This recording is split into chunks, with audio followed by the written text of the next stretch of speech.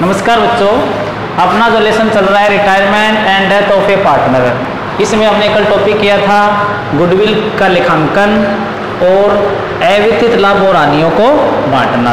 इन अवितरित लाभ और हानियों को किस प्रकार बांटते हैं, ये टॉपिक किया था। अब आगे अपने करते हैं, देखो संपत्तियों और दायित्वों का पुनर्मूल्यांकन। जब कोई पार्टनर फर्म में प्रवेश करता है उस समय हमें क्या करना पड़ता है, संपत्तियों और दायित्वों का पुनर्मूल्यांकन करना पड़ता है। इसी तरह से जब कोई साझेदार फर्म से निवृत्त होता है उस समय भी हमें क्या करना पड़ता है, संपत्ति और दायित्वों का पुनर्मूल्यांकन करना पड़ता है। जब अपने पुनर्मूल्यांकन करते हैं संपत्ति और दायित्वों का, तो उसके लिए अपने जो खाता तैयार करते हैं वो तैयार करते हैं रिवैल्यूएशन अकाउंट या पुनर्मूल्यांकन खाता।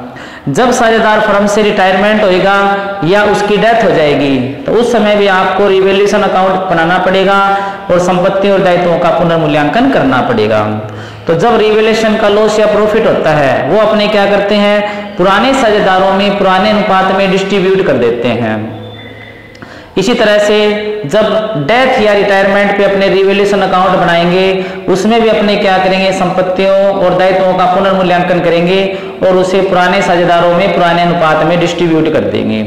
तो रिटायरमेंट और डेथ में पुराने साझेदार, सारे साझेदार वो क्या है, पुराने ही होंगे, सारे साझेदार पुराने होंगे। इसलिए आपको क्या करना है, जो सभी साझेदार हैं उनमें वो डिस्ट्रीब्यूट करना है आपको लॉस या प्रॉफिट उनके दिए गए अनुपात में। रिवैल्यूएशन अकाउंट सेम वैसे ही बनेगा जैसे अपने किसी साझेदार के प्रवेश पे बनाते हैं। तो फिलहाल अपने क्या करते हैं, इसका एक एग्जाम्पल लेते हैं जिसमें अपने रिवैल्यूएशन अकाउंट बनाएंगे और पार्टनर कैपिटल अकाउंट बनाएंगे। मान लो किसी फर्म में ए, बी और सी तीन पार्टनर हैं जो लाभों को 2:1 में डिस्ट्रीब्यूट करते हैं। ए बी सी लाभों को कैसे बांटते हैं, 2:1 में डिस्ट्रीब्यूट करते हैं।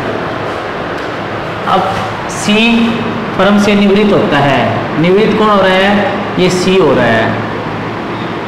सी फर्म से निवृत्त हो रहा है, उस समय उनकी बैलेंस शीट है वो निम्नलिखित शेष दिखाती है।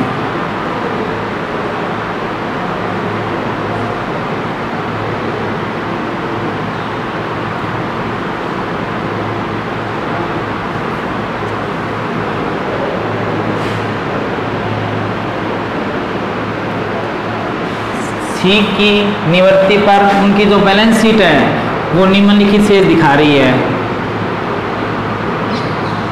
बैंक में दे रखे हैं 1 लाख रुपए, स्टॉक दे रखा है 40,000 का, डेटर दे रखे हैं 50,000 के, बिल्डिंग दे रखी है 30,000 की, गुडविल दे रखी है 10,000 की। कितना तो ये दिया हुआ है, टोटल हो गया इसका 1,90, 2,30,000 हो गया। इधर 2,30,000, इधर भी टोटल कितना होना चाहिए, 2,30,000। इधर आपको क्रेडिटर दे रखे हैं, क्रेडिटर दे रखे हैं, इसमें आपको 40,000 की, डिप्पी दे रखा है 10,000 का, जन रिजर्व दे रखा है 10,000 का, P&L का शेष दे रखा है 20,000 का, और बाकी है वो उनकी क्या है, कैपिटल है। तो ए, बी और सी बाकी है वो क्या, इनकी कैपिटल है। इधर 2, 40, 50, 60, 80 हो गए, और इधर कितना है 250, तो इनका टोटल कितना आना चाहिए, 1,50,000 आना चाहिए। ये मान लेते हैं तीनों की जो कैपिटल है वो 50,000 रुपये है। कम ज़्यादा भी मान सकते हो, लेकिन अपने मान लेते हैं कि उनकी जो कैपिटल है वो क्या है, 50,000 रुपये है। टोटल आ गया 1,50,000 इनकी कैपिटल आ गई।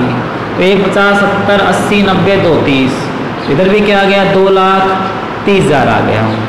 अब आपको सी की निवृत्ति पर निम्न समायोजन दिए गए हैं।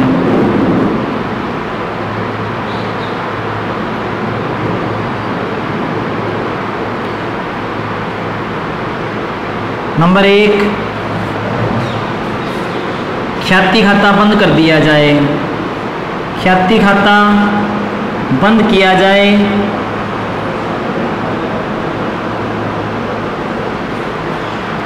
तथा सी की निवृत्ति पर ख्याति का मूल्यांकन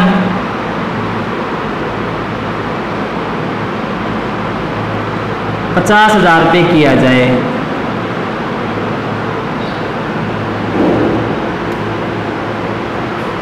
₹50,000 किया जाए। नंबर 2, देनदारों पर 10% आयोजन बनाया जाए।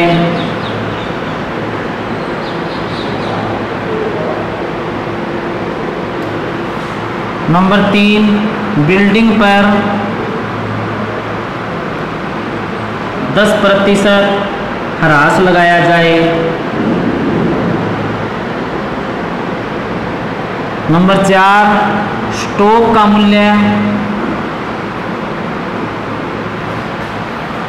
50,000 माना जाए। स्टॉक का मूल्य 50,000 माना जाए।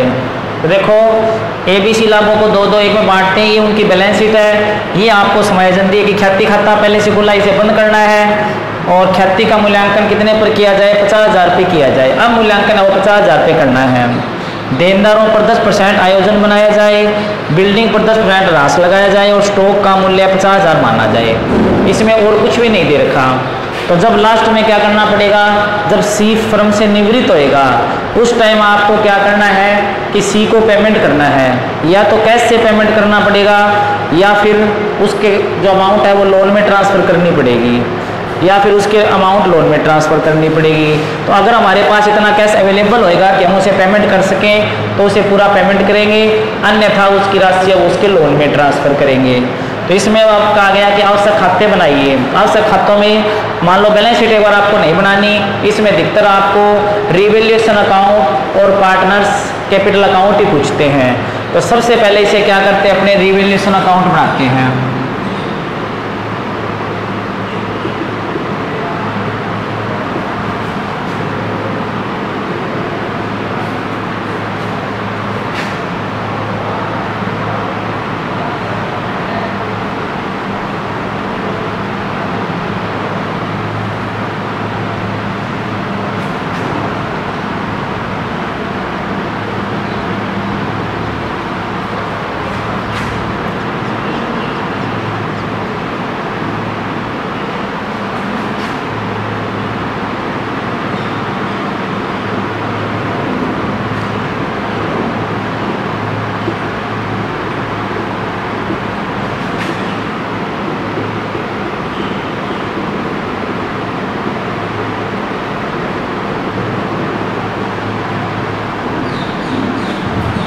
तो देखो इसमें ख्याति का समायोजन इसमें आएगा नहीं, इसमें नीचे वाले 3 समायोजन आएंगे। एक तो करना है देनदारों पर 10% आयोजन बनाना है।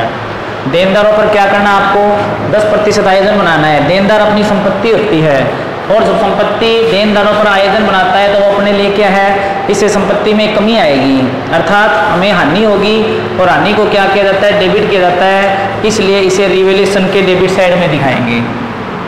तो 2 क्या करोगे? डेटर कम होंगे इससे, तो 2 डेटर। डेटर कितने के दे रखे? 50,000 के। इस पे आयोजन कितना बढ़ाना है? 10%। तो 50,000 का 10% हो गया 5,000। तो डेटर पे आयोजन कितने का बन गया अपना? 5,000 का। उसके बाद है बिल्डिंग पर 10% ह्रास लगाया जाए। बिल्डिंग पे आपको क्या करना है? 10% ह्रास लगाना है। अब बिल्डिंग कितने की है? 30,000 की। उस पर 10% ह्रास लगाओगे। ह्रास लगाने का मतलब होगा संपत्ति का मूल्य कम होएगा और संपत्ति के मूल्य में जब कमी आएगी, संपत्ति के मूल्य में क्या होगा? जब कमी आएगी तो उसे भी क्या करना? आपको हानि होगी, तो इसे भी आपको डेबिट में दिखाना पड़ेगा। तो 2 बिल्डिंग। तो संपत्ति का मूल्य कितना गिर गया? 10%। 30,000 का 10% कितना हो गया? 3,000। तो बिल्डिंग कितनी आ गई? 3,000 आ गई। उसके बाद है स्टॉक का मूल्य 50,000 माना जाए। स्टॉक कितने का दे रखा है? 40,000 का। उसका मूल्य कितना मानना है? 50,000 मानना है। तो स्टॉक का मूल्य कितने से बढ़ेगा? स्टॉक का मूल्य बढ़ेगा अपना 10,000 से। स्टॉक का मूल्य 10,000 से बढ़ेगा। स्टॉक भी अपनी क्या है, संपत्ति है, और संपत्ति के मूल्य में जब वृद्धि होती है इससे हमें फायदा होता है, इसलिए इसे क्या करेंगे, रिवैल्यूएशन के क्रेडिट साइड में दिखाएंगे। तो बाय स्टॉक 10,000 से, इस तरह अपना क्या हो गया, रिवैल्यूएशन अकाउंट है वो तैयार हो गया। अब रिवैल्यूएशन अकाउंट तैयार हो गया, इसके बाद अपने क्या करेंगे, इसका लॉस या प्रॉफिट निकालेंगे। और रिवैल्यूएशन के लॉस या प्रॉफिट को आपको सभी साझेदारों में, जो पुराने साझेदार हैं उनमें क्या करना है, उनके लाभ हानि अनुपात में डिस्ट्रीब्यूट करना है। अब लाभ हानि अनुपात इनका क्या होएगा, 2-2-1 है, और साझेदार पुराने तीनों ही है, इसलिए क्या करेंगे, इसका पहले डिफरेंस निकालो।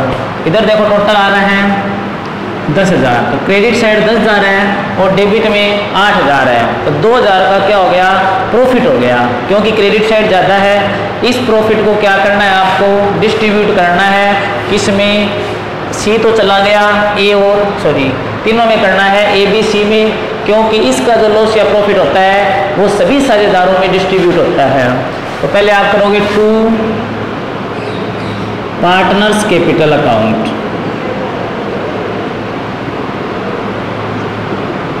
अब तीनों में करना है, ए में, बी में और सी में। और डिफरेंस कितना आया, 2,000 को उनके लाभ हानि अनुपात में डिस्ट्रीब्यूट करो 2-2-1 में, तो कितना आएगा, देखो इनका डिफरेंस 2,000 है, 2,000 इंटू में 2/5, 2,000 इंटू में 2/5, 2,000 इंटू में 1/5, तो कितना आएगा 800, 800 और 400।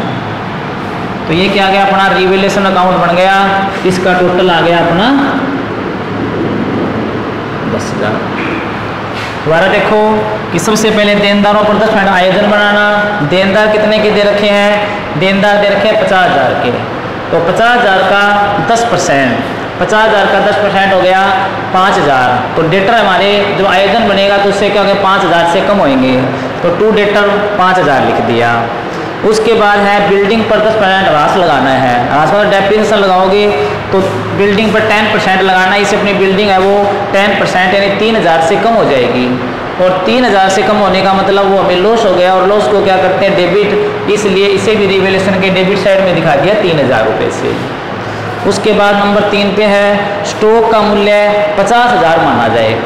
स्टॉक पहले हमारा कितने का दे रखा है, 40,000 का, उसका मूल्य 50,000 से मानना है, इससे हमारी संपत्ति है वो 10,000 से क्या हो गया, बढ़ गई है, संपत्ति है वो 10,000 से बढ़ गई, इसलिए इसे क्रेडिट साइड में दिखाएंगे, क्योंकि फायदा हुआ है, फायदा हमेशा क्रेडिट होता है, तो बाय स्टॉक 10,000 रुपये से आ गया। इस तरह से अपना टोटल उधर आया 10,000 रुपये और इधर डेबिट में आया 8,000 रुपये, क्रेडिट ज़्यादा है, इसका मतलब हमें 2,000 से प्रॉफिट हुआ है। उस प्रॉफिट को क्या करोगे, अपने डिस्ट्रीब्यूट करोगे, इसमें सभी साझेदारों में उनके लाभ हानि अनुपात में, लाभ हानि अनुपात उनका 2-2-1 है, तो 2,000 को इसमें डिस्ट्रीब्यूट कर दिया 2-2-1 में, तो कितना आ गया 800, 800, 400 आ गया। इसके बाद इसका जो मेन अकाउंट होता है वो होता है partners capital account, partners capital account बनाएंगे।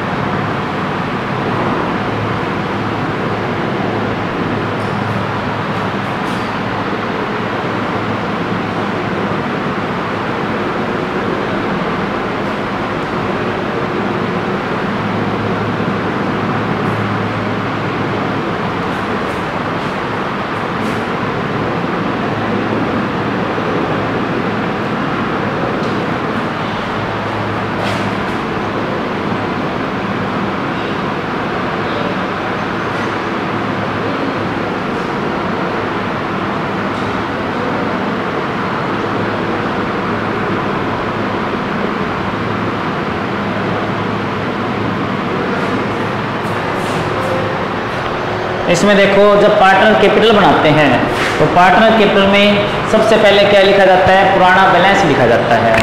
पार्टनर कैपिटल में सबसे पहले पुराना बैलेंस लिखेंगे। तो पुराना बैलेंस तीनों का दे रखा है 50,000, 50,000, 50,000। और कौन सा बैलेंस है, लायबिलिटी साइड में है, इसलिए इसका क्रेडिट बैलेंस हो गया। तो सबसे पहले क्रेडिट में लिखेंगे बाय बैलेंस BD, 50,000 A का, 50,000 B का और 50,000 C का, यानी तीनों का जो बैलेंस है 50,000 रुपये वो लिख दिया, 50,000 A का, B का और C का। उसके बाद देखो सबसे पहले ये देखेंगे कि हमारे पास बैलेंस शीट पड़ी है, इसमें कोई आइटम ऐसे हैं जिनको बांटना हो तो बांटना एक तो जर्नल को पड़ेगा, एक P&L को पड़ेगा। एक तो क्या करना आपको, जर्नल को बांटना है, एक P&L को। तो मैं बताया था जब अवितरित लाभों को बांटते हैं तो उससे एंट्री होती है journal account debit, PL account debit to all partner, यानी सभी में वो क्या होएगा, डिस्ट्रीब्यूट होएगा। ऐसा करके अपने क्या करेंगे, उसे सभी में डिस्ट्रीब्यूट करेंगे। तो यहाँ पर आएगा बाय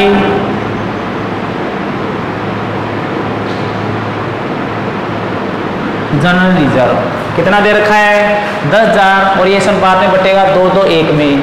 10,000 को जब आप 2:1 में डिस्ट्रीब्यूट करोगे तो कितना आएगा 4,000, 4,000 और 2,000, 4,000, 4,000 और 2,000। इससे क्या हो गया, अपना रिजर्व वो डिस्ट्रीब्यूट हो गया। उसके बाद आ गया P&L कितना दे रखा है 20,000 का। P&L भी देखो, P&L दोनों साइड कहीं भी हो सकता है, इसका क्रेडिट बैलेंस भी हो सकता है, इसका डेबिट भी हो सकता है। फिलहाल इसका कौन सा बैलेंस है, क्रेडिट बैलेंस है, इसलिए क्या करोगे, इसे क्रेडिट में बांटोगे by profit and loss account. तो कितना दे रखा है 20,000। 20,000 को किस रेशो में बांटना है, 20,000 को बांटना है आपको 2:1 में। तो कितना आएगा 8,000, 8,000 और 4,000, 8,000, 8,000 और 4,000। तो सबसे पहले बैलेंस लिखा, उसके बाद रिजर्व को बांटा, P&L को बांट दिया। उसके बाद देखो इधर हो गया बांटने वाली चीज़, इधर अपने गुडविल दे रखी है। ख्याति खाते को क्या करना है, ख्याति खाते को बंद करना है। अगर ऐसा भी न भी लिखा हो तो पहले से खुला हुआ ख्याति खाता बंद होता ही होता है। अगर ऐसा ना भी लिखा हो तो पहले से खुला हुआ ख्याति खाता क्या करना, आपको बंद करना है। बंद करोगे तो देखो असेट साइड में है तो बंद करने की एंट्री होती है ऑल पार्टनर टू गुडविल, यहाँ पे आएगा टू गुडविल। पहले से ख्याति खाता खुला हो, कितने से खुला हुआ है अपना 10,000 से, तो 10,000 को बंद करोगे ऑल पार्टनर से, इसका भी कितना आएगा 4,000, 4,000 और 2,000, कितना आएगा 4,000, 4,000 और 2,000 आएगा। उसके बाद देखो इसमें बांटने वाली और कोई चीज़ नहीं है। अब देखो ख्याति खाता बंद किया जाए और C की निवृत्ति पर ख्याति का मूल्यांकन 50,000 पे किया जाए। अब C की निवृत्ति पे जो ख्याति का मूल्यांकन है वो कितना करना है 50,000। तो कल मैंने आपको इसके लिए एंट्री बताई थी। पहले क्या करना है, इस 50,000 में C का हिस्सा निकालना है। तो 50,000 में C का हिस्सा निकालोगे तो उसका हिस्सा है 1/5, तो कितना आ गया 10,000 आ गया। C का हिस्सा कितना आ गया 10,000। अब 10,000 से आपको एंट्री करनी है रिमेनिंग पार्टनर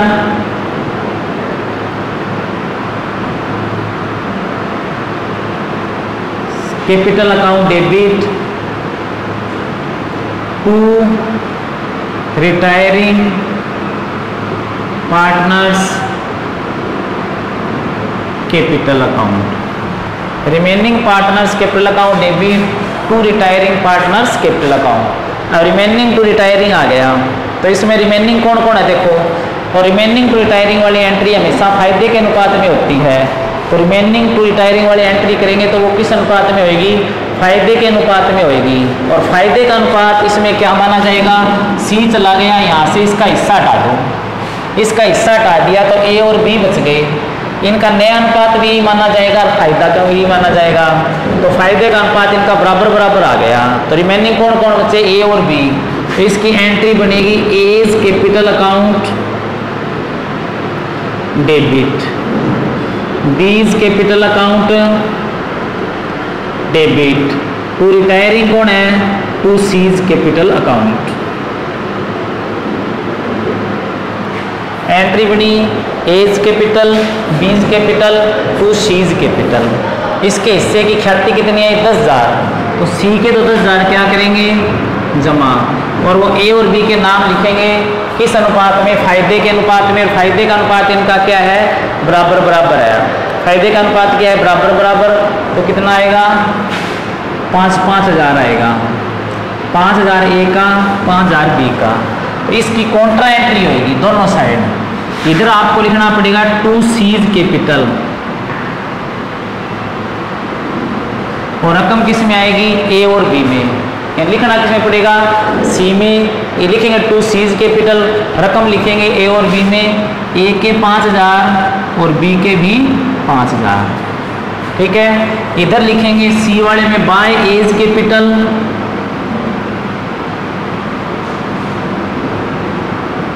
और बाय बीज कैपिटल। कितने कितने रुपए आ गए, वही रकम आएगी सी वाले में 5,000 और 5,000, रकम आएगी सी वाले में 5,000 5,000। कॉन्ट्रा एंट्री होगी इसकी। एंट्री बनी अपनी रिमेनिंग टू रिटायरिंग, रिमेनिंग ए और बी हो गया, टू सी, इधर टू सी लिखा, सीज कैपिटल रकम आ गई ए और बी में, उधर लिखा बाय ए बी और रकम आ गई सी वाले में। तो by A's capital by B's capital रकम आ गई वो 5,000 रुपये सी वाले में। ये हो गया गुडविल का लेखांकन हो गया। ये जो एंट्री हमारी है वो फॉर गुडविल हुई है, गुडविल के लिए हुई है। इसके बाद देखो इसमें बांटने वाली और कोई चीज़ नहीं है। अभी आ जाओ रिवेल्यूशन अकाउंट का जो लो प्रॉफिट था वो हमने किस रेशो में बांटा, 2:1 में। तो यहाँ पर हमने लिखा रिवेल्यूशन में to partner capital, partner capital में क्या लिखेंगे, बाय रिवेल्यूशन अकाउंट। 800 800 और 400 कितना आ गया, 800 800 400 आ गया। अब 800 800 400 आ गया, ये एंट्री भी होगी। यहाँ से हमने सारे समायोजन कर दिए, हमारे पास कोई समायोजन नहीं बचा। अब क्या करना है, सबसे पहले आपको सी का टोटल मिलाना है। भी सी को हमें कितने रुपए देने हैं। पहले सी का टोटल हो गया 50 और 2 52, 52 और 4 56, 56 और 2 66, 66,400 कितना आ गया, 66,400। इधर इसके आए 2,000, तो बैलेंस बचा अपना 64,400 बच गया। बैलेंस कितने का बच गया, 64,400 का बच गया। इसलिए आप ये देखो कि क्या आपके पास 64,400 रुपये पड़े हैं। तो बैलेंस शीट में देखो 1 लाख पड़े हमारे पास, इसमें से क्या करोगे 64,400 रुपये इसे दे दोगे। इसमें क्या होगा कि हमारे 66,400 में से 2,000 गए, शेष बचा 64,400, वो इसे टू बैंक से पेमेंट कर दो, क्योंकि ये पार्टनर जा रहा है, 4 अपने रुपये तो लेके जाएगा। अगर हमारे पास नहीं होते तो हम एक बार इसे लोन में ट्रांसफर कर देते, इसे बाद में पेमेंट करते। फिलहाल क्या करोगे, 64,400 इसका पेमेंट कर दो। इस तरह से इसका अकाउंट मिल गया अपना 66,400 से। अब ए और बी वो पार्टनर फर्म के अंदर ही है, इसलिए उनका क्या रहेगा, बैलेंस रहेगा। तो पहले इधर देखो 50 4 54, 54 और 8 62, 62,800 और 62,800 में से गए 62,800 में से गए 9,000, तो कितना बच गया 53,800।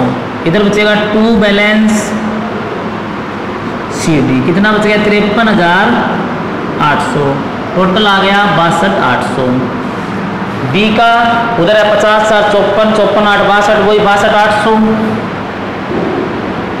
और इधर इसका बच गया वही 9 गया, तो 53,800।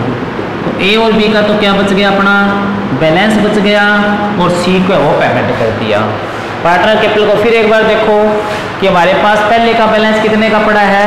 पहले जो बैलेंस है वो 50,000 50,000 50,000 का है। तो सबसे पहले क्या करेंगे, वो पुराना बैलेंस लिखेंगे। तो बाय बैलेंस बी डी तीनों का कितना कितना बैलेंस आ गया, 50,000 रुपये आ गया। उसके बाद इसमें देखेंगे बांटने वाली चीज़ें कौन कौन सी है। तो इसमें डिस्ट्रीब्यूट करने वाली चीज़ें हैं, एक तो रिजर्व एक P&L। इसे क्या करेंगे, डिस्ट्रीब्यूट करेंगे। तो बाय जन डिस्ट्रीब्यूट किया, कितने दे रखे हैं 10,000। 10,000 को किस अनुपात में बांटेंगे, पुराने अनुपात में, तो 2 2 1 में बांटा तो कितना आ गया 4,000 4,000 2,000 आ गया। उसके बाद P&L हमारे पास 20,000 का है। P&L को भी क्या करते हैं, पुराने साझेदारों में पुराने अनुपात में डिस्ट्रीब्यूट कर देते हैं। तो bye profit and loss account कितने का था हमारे पास 10,000 का। 10,000 का किस रेशो में बांटना है, 2 2 1 में 8,000 8,000 और 4,000 आ गया। उसके बाद देखो इधर आगे गुडविल, पहले से ख्याति खाता इसे क्या करना है, आपको बंद करना है। पहले से खुला हुआ ख्याति खाता बंद करते हैं तो एंट्री होती है ओल्ड पार्टनर टू गुडविल, तो टू गुडविल लिखा और किस अनुपात में बांटते हैं, इसे पुराने अनुपात में। पहले से 10,000 है, इसे बांटा तो 4,000 4,000 और 2,000 आ गया। अब ये कहते हैं कि ख्याति का मूल्यांकन 50,000 पे करना है। अब 50,000 में किसका हिस्सा निकालो, जो निवृत्त हो रहा है। निवृत्त कौन हो रहा है, सी का हिस्सा निकाला तो 10,000 आया और 10,000 से एंट्री कौन सी करी, remaining partner capital to retiring partner capital. और ये एंट्री हमेशा होती है फायदे के अनुपात में। तो रिमेनिंग कौन कौन है, ए और बी। तो A's capital, B's capital to C's capital. Total amount कितनी है, उसका हिस्सा 10,000। 10,000 को ए और बी के नाम लिखेंगे तो वो लिखेंगे फायदे के अनुपात में। फायदे का अनुपात इनका बराबर है तो कितना कितना आ गया 5,000 आ गया। ये काउंटर एंट्री होगी। इधर लिखा टू सीज कैपिटल, रकम आ गई ए और बी में। उधर लिखा बाय ए और बाय बी, रकम आ गई सी वाले में। अब क्या करना आपको, रिवैल्यूएशन का जो प्रॉफिट है वो यहाँ पे ट्रांसफर कर दिया बाय रिवैल्यूएशन से। अब हमें सबसे पहले पेमेंट किसको करना है, सबसे पहले पेमेंट आपको करना है सी को। तो सी का उधर का टोटल लगाया जो अपना कितना आ गया 66,400 आ गया। इधर 2,000 है, कहने का मतलब उसे 66,000 में 400 में से 2,000 घटाने के बाद उसको टोटल पेमेंट करना 64,400 का। तो 64,400 का जो पेमेंट करेंगे, तो 64,400 का जब पेमेंट करेंगे तो पहले ये देखेंगे कि हमारे पास इतना कैश या बैंक है क्या। तो हमारे पास देखो बैंक में 1 लाख रुपए पड़े हैं। अब पेमेंट कितने का करना है हमें, 64,400 का। तो इसे पेमेंट कर दो टू बैंक से 64,400 रुपये से। अब उसके बाद क्या करोगे, अब बच्चे हमारे पास ए और बी। ए और बी जो पार्टनर है वो क्या है, फर्म के अंदर ही है, इसलिए उनको पेमेंट करने की बजाय उनका बैलेंस रखेंगे जो बैलेंस शीट में जाएगा। तो ए का इधर टोटल किया 50 4 54 8 62 800 आया, जिसमें से 9,000 घटा दिया तो उसका बैलेंस बच गया 53,800। इसी तरह बी का भी उधर टोटल आया 62,800, जिसमें से 9,000 घटा दिया तो बैलेंस कितना आ गया इसका 53,800। ये 53,800 कहाँ पर जाएंगे, बैलेंस शीट के अंदर जाएंगे।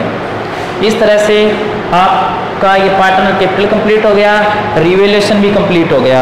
कल ऐसा सवाल करेंगे जिसमें अपने साथ में बैलेंस शीट भी आएगी। तो जब कोई साझेदार फर्म से निवृत्त होता है और आ जाए आवश्यक खाते बनाइए, आवश्यक खाते आ जाए तो आपको रिवैल्यूएशन बनाना है, पार्टनर कैपिटल बनाना है, बैलेंस शीट बनानी है। अधिकतर इसमें पूछेंगे पुनर्मूल्यांकन खाता और साझेदारों के पूंजी खाते तैयार कीजिए, तो आपको ये तैयार करना है। तो आज के लिए बस इतना ही, धन्यवाद।